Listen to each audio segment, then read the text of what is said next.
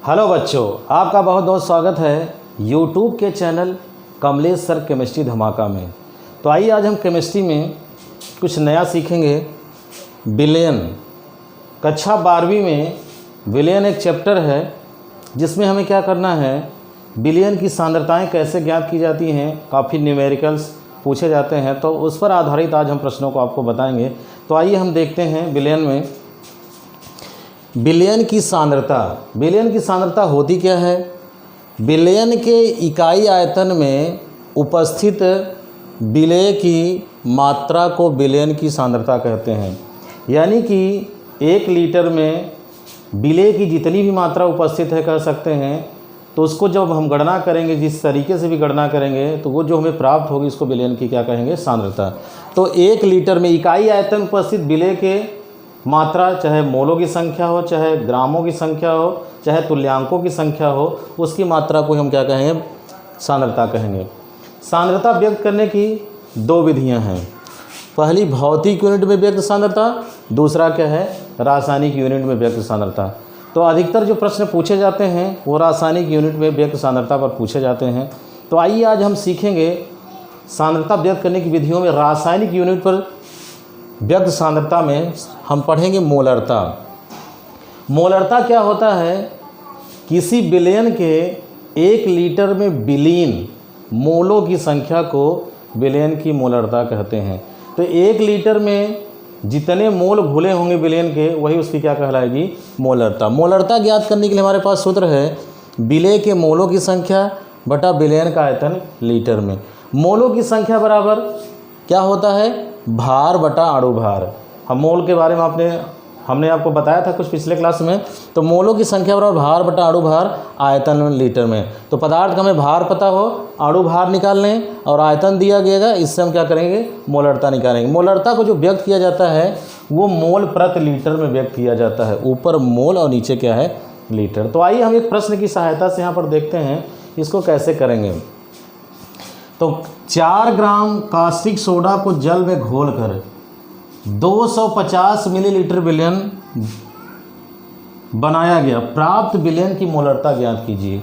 तो आइए इसको हम कैसे करेंगे कि 4 ग्राम कास्टिक सोडा को जल में घोला गया, जो भी जल लिया गया, उसमें जब विलयन में प्राप्त हुआ तो कितना, 250 मिलीलीटर विलयन प्राप्त हुआ। तो आइए इसको हम गणना करके देखेंगे, कैसे करेंगे उसको हम समझते हैं। तो गणना आप ऊपर करते हैं, देखिए। तो चलिए, तो अभी यह प्रश्न जो हम करने वाले हैं, यहाँ पर ऊपर हमने प्रश्न कर दिए हैं। 4 ग्राम कास्टिक सोडा को जल में घोलकर 250 मिलीलीटर विलयन बनाया गया, तो प्राप्त विलयन की मोलरता ज्ञात कीजिए। तो सूत्र में देख रहे हैं मोलरता बराबर, यहाँ फार्मूला लिखा गया है। तो भार कितना है, 4 ग्राम है। अणु भार कितना होगा, कास्टिक सोडा है NaOH, तो अणु भार हमने निकालना आपको बताया था। जैसे सोडियम का कितना है, 23।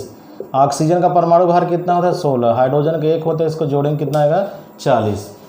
तो यहाँ पर अणु भार कितना हो गया, 40 हो गया। आयतन लीटर में, प्रश्न जरा देखिए, प्रश्न में क्या है, मिलीलीटर में है। तो अगर हम मिलीलीटर को 250 मिलीलीटर को 1000 से भाग दे दें तो किस में बदल जाएगा, लीटर में बदल जाएगा। तो 1 बटा कितना हो जाएगा, ये कैंसिल करेंगे, हल करेंगे तो 1 बटा 4 लीटर हो जाएगा। तो मिलीलीटर को हम क्या करेंगे, लीटर में बदल देंगे। जैसा कि प्रश्न में आपको बताया विलयन का आयतन किस में होना चाहिए, लीटर में होना चाहिए। तो अब इसको कितना कर देंगे, 1 बटा 4 कर देंगे। इसको हल करेंगे तो ये 4 हल करेंगे तो 4 एकन्नम 4, और ये हो गया 4 दहमा 40। और इसको जब हल करेंगे तो 4 कहाँ चला जाएगा, ऊपर चला जाएगा। और 10 से इसको भाग देंगे तो पॉइंट बढ़ाएंगे, पॉइंट कितना हो गया, 4 हो गया। तो 0.4 मोल प्रति लीटर, यानी कि इस प्रश्न का उत्तर 0.4 मोल प्रति लीटर हो गया।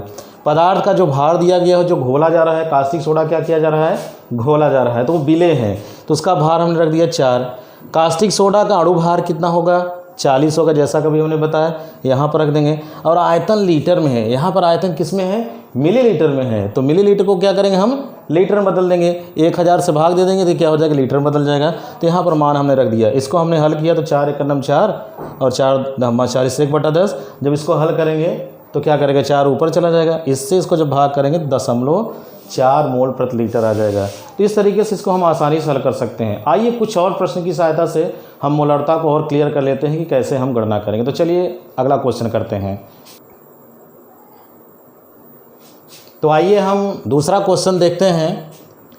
4.9 ग्राम H2SO4 यानी सल्फ्यूरिक अम्ल को जल में घोलने पर 500 मिलीलीटर विलयन प्राप्त हुआ। विलयन की मोलरता ज्ञात कीजिए। तो मोलरता ज्ञात करने के लिए भार बटा अणु भार आयतन लीटर में, विलेय का भार बटा विलेय का अणु भार और विलयन का आयतन लीटर में लिखना है। तो भार कितना है?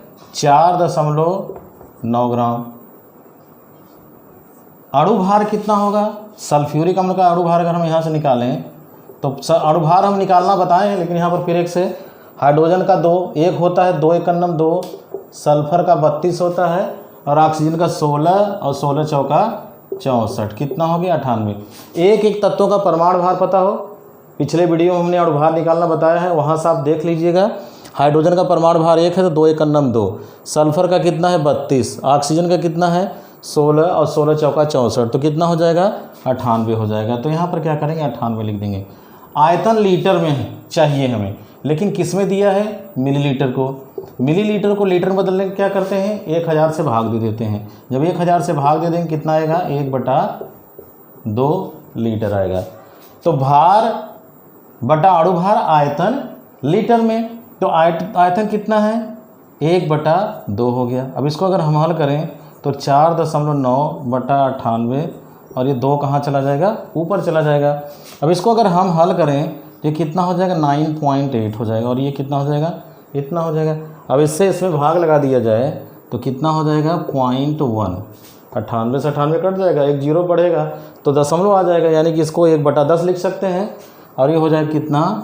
0.1 मोल प्रति लीटर। करना कुछ नहीं है। विलेय का भार कितना है? सल्फ्यूरिक अम्ल घोला जा रहा है, उसका भार इतना है। अणु भार कितना है? अणु भार हम ज्ञात करना पिछले क्लास में, पिछले वीडियो में बताए हैं, वहाँ से देख लीजिएगा और यहाँ पर हम थोड़ा सा बता रहे हैं, समझा रहे हैं। तो ये हो गया कितना? एक एक तत्वों का परमाणु भार पता होगा तो अणु भार आराम से क्या करेंगे? निकाल लेंगे। तो चलिए यहाँ पर लीटर, आयतन लीटर में होना चाहिए, लेकिन किस में दिया गया है? मिलीलीटर में दिया गया है। तो क्या करेंगे? मिलीलीटर को 1000 से भाग देंगे तो लीटर में बदल लेंगे। इस तरीके से इसको जब हम हल करेंगे कितना आएगा? 0.1 मोल प्रति लीटर आ जाएगा। तो इस तरीके से हम प्रश्नों को क्या कर सकते हैं? आसानी के साथ सॉल्व कर सकते हैं, एकदम सरल तरीके से। आइए कुछ एकाध प्रश्न और करके देखते हैं और सरलतम इसको करते हैं कुछ प्रश्नों की सहायता से। आइए तीसरा प्रश्न हम देखते हैं। तीसरे प्रश्न के बारे में 0.53 ग्राम Na2CO3 यानी सोडियम कार्बोनेट को 500 मिलीलीटर जल में घोलने पर विलयन की मोलरता ज्ञात कीजिए। जो विलयन बनकर तैयार होगा उसकी मोलरता कितनी होगी? तो आइए देखते हैं। फार्मूला हमारा यही है, मोलरता बराबर भार बटे अणु भार आयतन लीटर में। तो पदार्थ का भार कितना है? 0.53 ग्राम और अणु भार कितना होगा? सोडियम कार्बोनेट का अगर अणु भार हम निकालें तो सोडियम का 23 होता है, तो 23 दूना 46 हो गया। कार्बन का 12 होता है, 12 हो गया। ऑक्सीजन का परमाणु भार 16 होता है, 16 तियाँ 48 को जोड़ेंगे कितना आएगा? 106 आ जाएगा। तो अणु भार कितना यहाँ पर लिख देंगे? 106 लिख देंगे। आयतन लीटर में 500 मिलीलीटर है, तो 500 मिलीलीटर को भी उन्हें बताया 1000 से भाग दे दीजिए तो कितना आ जाएगा? 1/2 लीटर आ जाएगा। तो यहाँ पर हम कितना लिख देंगे? 1/2 लीटर लिख देंगे। आइए प्रश्न को आगे हम हल करते हैं, देखते हैं, समझते हैं। तो यहाँ पर आयतन 500 मिलीलीटर, जल में जब घोला जाएगा कोई पदार्थ तो जल का जितना आयतन होगा वो विलयन का क्या होगा? आयतन होगा। इसके पहले वाले प्रश्न में विलयन का आयतन दिया जा रहा था, इसमें जो विलायक है उसका आयतन दिया गया है। तो जल में जो भी पदार्थ घोलेंगे तो जल का आयतन जितना है उतना ही रह जाएगा, यानी विलयन का आयतन उतना ही होगा। तो यानी कि विलयन का आयतन कितना हो जाएगा? 500 मिलीलीटर। तो आइए देखते हैं, इसको हल करते हैं। 0.53 और ये हो गया 106। 2 कहाँ चला जाएगा? ऊपर चला जाएगा। इसको अगर हम गुणा करके देखें ध्यान से तो ये हो जाएगा 0.06। गुणा करेंगे कितना? 0.2 अंक बाद लग जाएगा और ये कितना हो गया? 106 हो गया। अब अगर इसको हम हल करें तो इसको हम 106 लिख दें और इसको भी 106 लिख दें। दशमलव कितने अंक बाद है? 2 अंक बाद है। दशमलव हटाने के लिए नीचे कितना? 2 जीरो बढ़ाना पड़ेगा, तो 2 जीरो बढ़ गया। अब 106 से 106 कट जाएगा और बचेगा कितना? 1/2 100।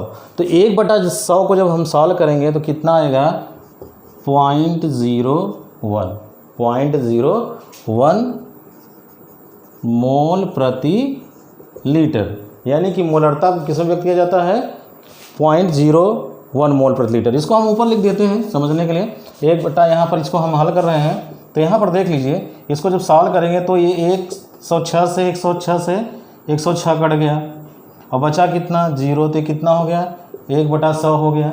और जब इसको हम हल करेंगे तो कितना आ जाएगा 0.01 मोल प्रति लीटर। तो इस विलयन की मोलरता कितनी हो गई 0.01 मोल प्रति लीटर।